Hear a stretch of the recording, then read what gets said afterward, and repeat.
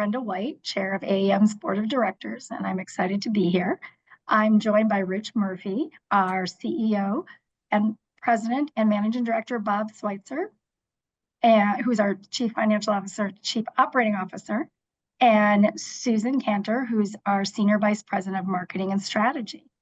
We welcome you to the Alliance for Audited Media's 2025 Annual Business Meeting. So please note that all participants today are muted because we do have limited time. So if you have any questions throughout the meeting, please send them to AAM Board Secretary at auditedmedia.com. So what we're going to do over the next half an hour is we're going to present our board officers. We're going to review our financials, share key initiatives that are part of our strategic roadmap. And to do all of that, I turn it over now to Rich Murphy. Great. Thank you, Brenda. I appreciate you being here. I want to welcome you to your first annual business meeting as the chair of AAM. Brenda was elected to the chair in April 2025, and she brings valuable experience in media investment, a strategic perspective, and deep industry knowledge and AAM knowledge to the organization. We're excited to have you with us, and we're excited to see where your leadership brings us in the next year. So let's kick things off, and I'll go back to you, and you can give us the board election results. Awesome. And I just want to say I am just so excited to be taking on this role. I have been with AAM for many, many years, and this is just so, exciting. And just looking forward to, again, what Rich was saying, where we can take the organization. So thank you. First of all, thank you, everyone who voted. And I'm happy to report that we have 4 folks who've been reelected to the board. The complete list will be posted on AAM's website today, so you can see those up on the slide. So big congrats to the following directors who have been reelected. So representing the ad agencies, we've got Erica Krause from Publicis Media Lux. We have Jen Stock from WPP Media. Representing our advertisers, we have Doug Olson from Bomb Party. And representing magazine media, we have Steve Crow from People Inc. On behalf of AAM's Board of Directors and its Board Officer Nominating Committee, I'd also like to share the directors who will join me as your 2025-2026 board officers. These officers will be officially elected by the board at its meeting this afternoon to serve 1-year terms. Here's the slate of the great board officers for 2025 and 2026 term. So we'll start out with our vice chairs, Erica Krause and Steve Crow, our secretaries, Jeannie Finnegan, and our treasurer, Roisin O'Donovan. So congratulations to everyone. Rich, well done. Okay, perfect. Now we're going to turn it over to Bob Schweitzer for our financial report. Bob? Thanks, Rich. These financials are for the fiscal year ended August 31st, 2025. All these figures are presented in thousands of dollars and currently are undergoing audit by our outside accounting firm, Cherry Beckert. Let's start with the consolidated statement of revenue and expenses, or our income statement.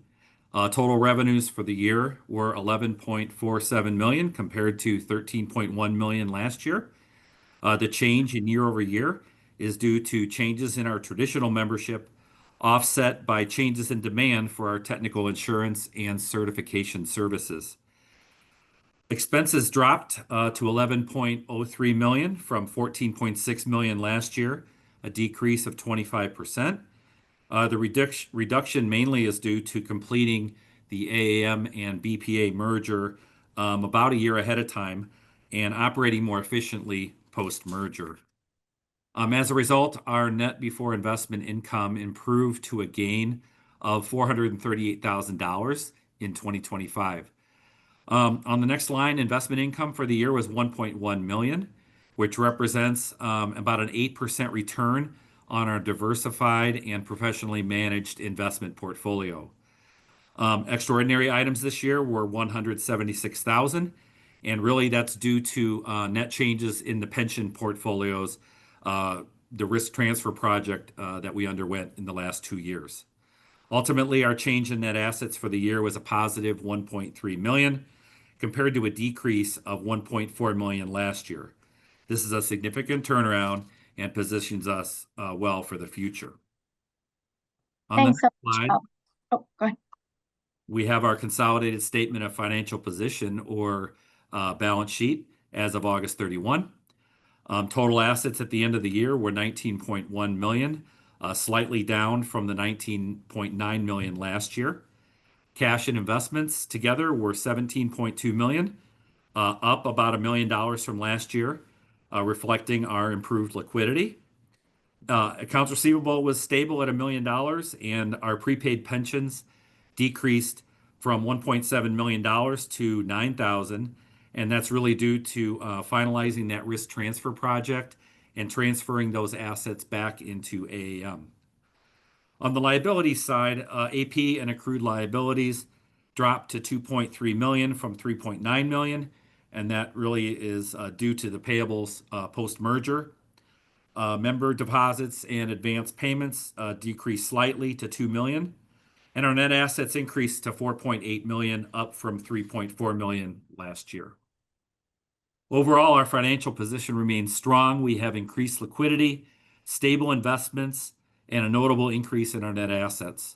The reduction in these liabilities and our prudent asset management have contributed to a healthier balance sheet year over year. Thanks. Great. Thanks so much, Bob. For questions or comments, please email aamboardsecretary@auditedmedia.com. And I think that was all good news. So appreciate everything that you do, Bob. Next, Rich will provide an overview of AAM's roadmap. Great, thank you. And I echo Brenda's comment. Thank you, Bob, and the team for placing us on such a sound financial footing. Truly a great job by you and the team. So I want to take this moment and just kind of walk through AAM's roadmap. You may remember last year we conducted a very comprehensive review of AAM, the organization, our membership, and the industry. And the result of all of that work and insight led to us refining our mission. And I'll just take a moment to read that to you. The AAM mission is to foster a media ecosystem built on trust, transparency, and accountability. And I think at its core, it's probably not too much different than the mission, the original mission, why AAM or ABC was created way back in the beginning, to ensure that there was trust, transparency, and accountability in the publishing industry. Now it's expanded to the broader media industry. And one may argue that trust, transparency, and accountability is more important now than it was then. It's certainly more complicated than it was then. So anyway, that's our mission. We developed 3 strategic objectives to support our mission. The first one is to grow our assurance services. This is beyond our traditional base. I'll talk more about that later in the deck. The second objective is to champion our AA members and solutions.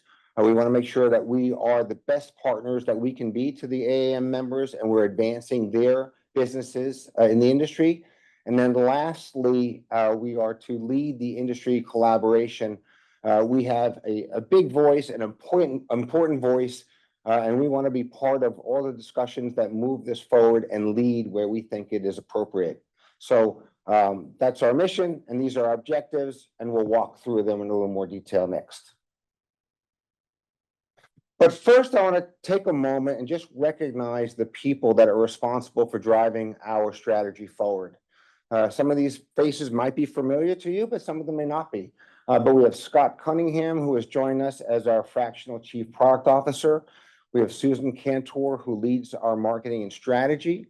We have Christina Meinig, who leads market development for us, and Katrina Eddy, who leads our technology assurance group. On the media side, we have Adam Garbati, who leads our media operations, supported by Sarah Walsh, Director of Audit Services, Chad Jenrette, Director of Audit Services, and Jessica George, VP of Client Success. These are all names that have been with the organization for a long time and have deep AAM customer and industry knowledge. So these are the individuals that are helping drive us forward.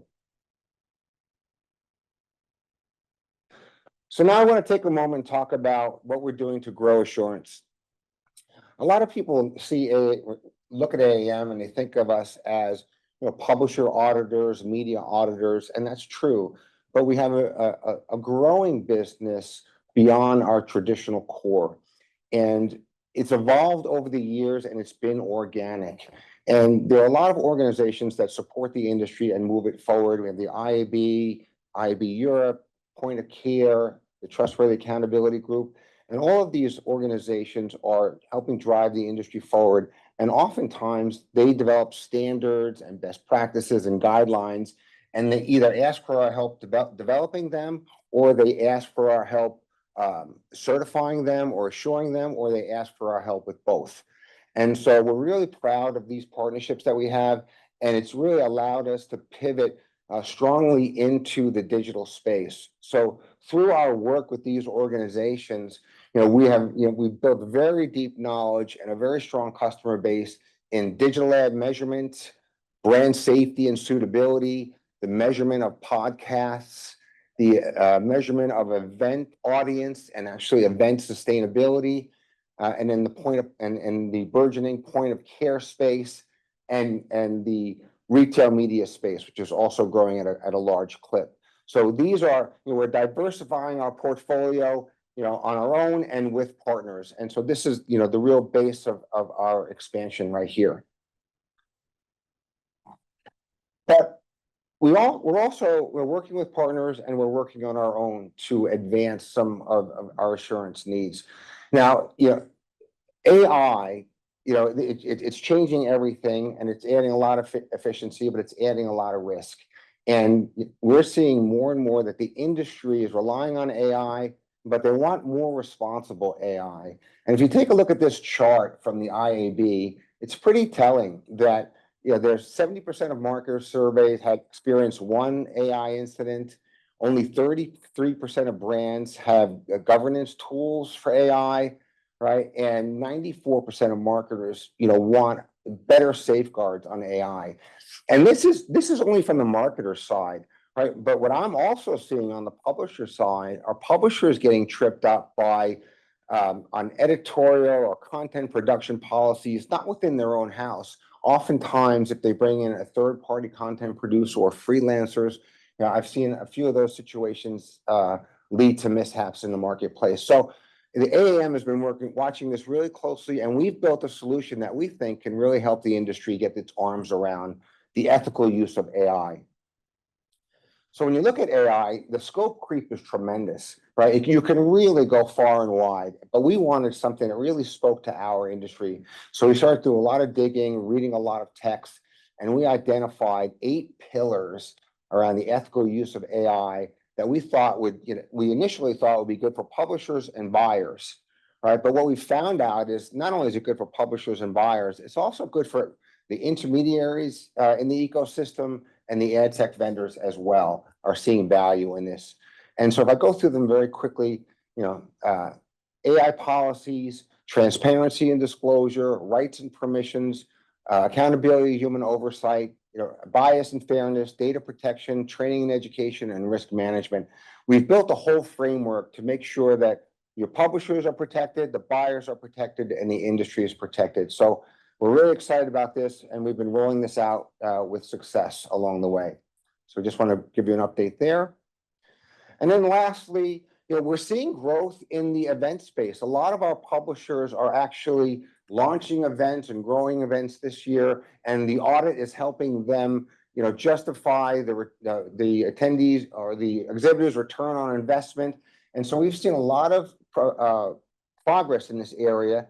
We've signed just about every automotive show in the United States this year. CES continues to come back and use the AAM services to highlight, their growth and importance to the industry.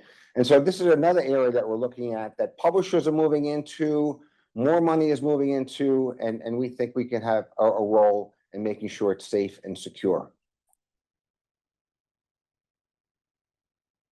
Now I want to turn it over to Susan to talk about what we're doing for the AAM media members and media buyers. Yeah, so on the first slide here, as Rich mentioned, one of our main strategic initiatives is to champion our members. And that spans, media, advertising agencies, technology companies. How do we kind of lift up the good things that our membership is doing, because it really elevates the industry? So I'm just going to talk through a few of those things. today.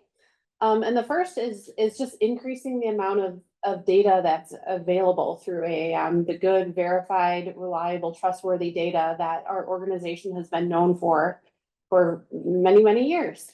So over the past year, the team has had many meetings with our media buyers. You know, we really want to understand how agencies, how marketers are looking at media today, how are they evaluating it? How are they using that AAM information to help them use decisions, and how can we make sure that it is the most helpful in kind of connecting the buyers and media is, again, it's what we've always done. So we had a lot of meetings, heard a lot of great insights, but a few things really came through. One of the things that we heard loud and clear is that buyers come to AAM to find media, evaluate it, see what options are available. They actually want to see more data and more publisher information within our database, because it's still a source that they come to, they rely on it. It's one source that makes their planning more efficient. Another thing that we heard, which we were actually a bit surprised to hear, was that there's certain information that's maybe a little bit difficult to find from publishers. Media kits was one thing that we heard over and over again, that it's, you know, it can sometimes be hard to find publisher media kits. There's not one consistent source for it. So we are working on a few initiatives to address what we've heard over the past few months. So one is a new enterprise approach to include more titles. And this is kind of pulling from, you know, what Rich was talking about, our tech assurance audits, our certifications, where we can look at, you know, we can look at systems from a high level, look at the processes, the controls, and be able to verify what a media company is doing, and actually be able to include more titles with not a lot of extra effort for our publishers.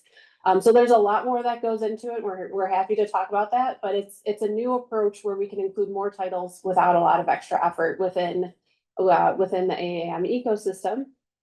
And then the other is that, again, up-to-date media kits are essential. And so we have a new process within the filing process for magazine or consumer B2B and news media, where we can take in your media kits, check them every 6 months to make sure it's in, you know, the link is up to date, and then push that information out through our media intelligence center and through the publisher profiles, which you have, which I believe are on the next slide, where you kind of get a snapshot of that. So these publisher profiles have been around for a few years now, but we've really made a concerted effort to improve these and help publishers, you know, look good when buyers are checking out the Media Intelligence Center, that there's, you know, kind of this consistent standard interface for publishers. So over the past year, we've created these for some publishers have had these for years. Some haven't had them until recently, but we created them for all publishers. There's top line data for all channels that are available in each of these tabs. If you're not familiar with this interface, you can automatically add your web and social metrics, which is also a new program that we've introduced more recently. And so it's a really easy way to get some of that digital data integrated into your profile and into your the AAM footprint that you have with us.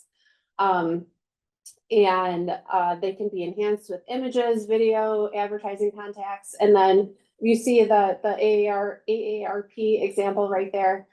That's the overview page, as we call it, and that's the first thing that you see, and that media kit link is right there. So we're working on building out these overview pages for all publishers right now too, with that media kit link. So it's, you know, I think it's a win for publishers and a win for buyers too. So publishers can communicate kind of across all the channels that they have. And buyers can go and see all of this information that has been verified and checked by AAM. And we have 500 new profiles this year, as I mentioned. So all of these are out there. Please go check them out if you haven't seen them yet. And this is the image of all the profiles in 2025. So hopefully a lot of you on this call can see your logos out there, or any of the buyers. Please go and check out these companies within AAM. And I think I have a few more slides. So beyond just kind of within our Media Intelligence Center and the data that we have, we've also been looking on our public website of different ways to boost publisher visibility. My team looks at metrics all the time to try to understand why people are coming to AAM, how they're looking at our data. And we've found over the years that people come to our public auditedmedia.com site to look for publisher information. But a lot of times they just can't find it because it's behind that Media Intelligence Center login.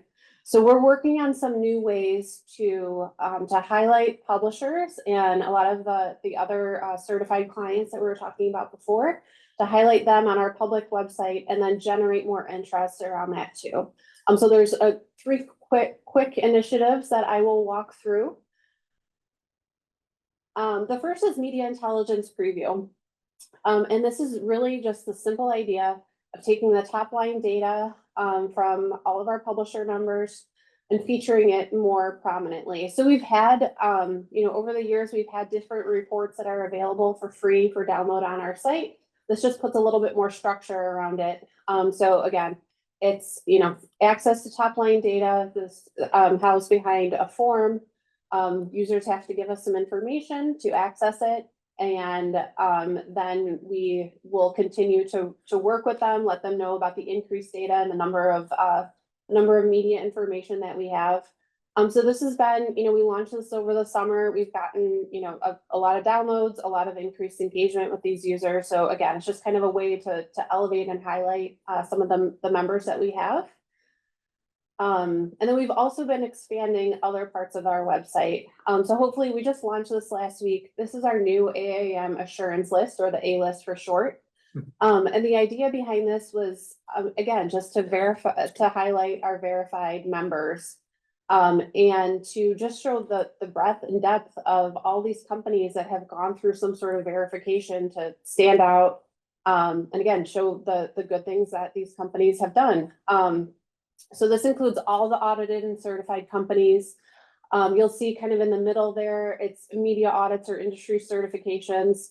And so media audits are, of course, print circulation, but your website audits, your digital circulation, newsletters, events, apps. So all of that is included on here too. We highlight a lot of the industry groups that we work with, that we do certifications for, on this list too. And then going back to those publisher brand view profiles, all of the profiles are linked here on the site. And so it's, again, just increasing that visibility. Buyers can find some of those verified partners without logging into the database. But then we also have some tools that we are collecting some information of the users who are looking at this too, to try to get them to be part of AAM as well. Perfect. Then one more thing, wait, there's more. Along Along with the assurance list, we launched a new AI powered agent on our site. So we're looking at how to improve site search. So if companies or people are coming to our site and searching for publishers, that they can know that these are audited companies, and that they can get some of that information outside of our, our Media Intelligence Center database. So kind of bringing some of that information to the public site. So this is the new AI search. Go out, check it out there. It's on our site, and it will bring up, if someone is searching for a publisher, it'll bring up their profile. And I think that was it for me. Perfect, right? perfect. Thanks, Susan. I just want to speak briefly about leading industry collaboration. As I mentioned before, we're not in this alone. It takes a village, right? So we're always focused on the sellers and the buyers and the intermediaries, right? But media has become so diverse and so fragmented and so specialized.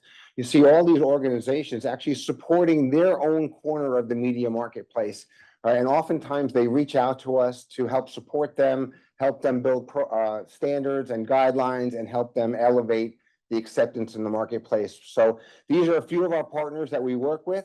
We're open to working with as many as we can to elevate the industry. But AAM these are good partners to AAM, and AAM are good partners to them. So we're happy to be noted among a great company like here.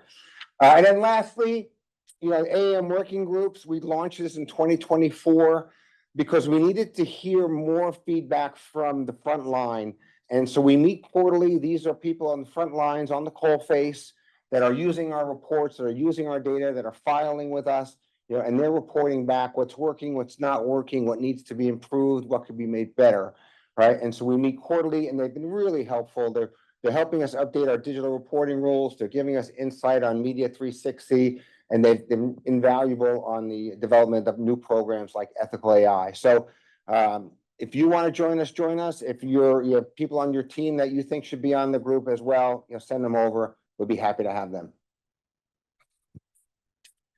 And then lastly, very quickly, I just want to talk about where we're going in 2026. Right, we're going to continue the work that we're doing, but there's always more work to do, right? So we're going to be looking to develop more assurance solutions that deliver trust and data for the industry. Right, there's a lot of energy right now around social media, influencer marketing, retail media. We're knee deep in those discussions. We're going to bring them forward very shortly. We're looking to enhance our data assets. We're primarily a pull environment now. We're looking to become a push environment. We're going to push our data into the buying platforms, make it more useful for buyers and sellers. We're always looking for new opportunities to elevate and validate our members and make sure their businesses grow. Susan and her team does a great job of that.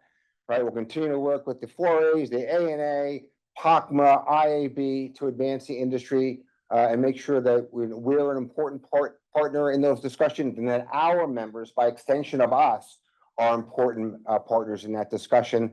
And then along the way, we'll make sure that we're providing education, support, and guidance.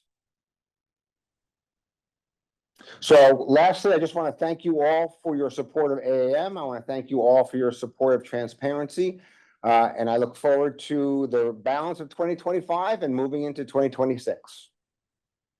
Thanks for that great update, Rich. I want to thank everyone on the phone and for joining us today and for your continued support of AAM and our mission. If you have any questions, please contact us at the email address on the slide. I would love to hear your thoughts. And this concludes the official business of AAM's 2025 annual business meeting. Thank you again for attending and have a wonderful afternoon.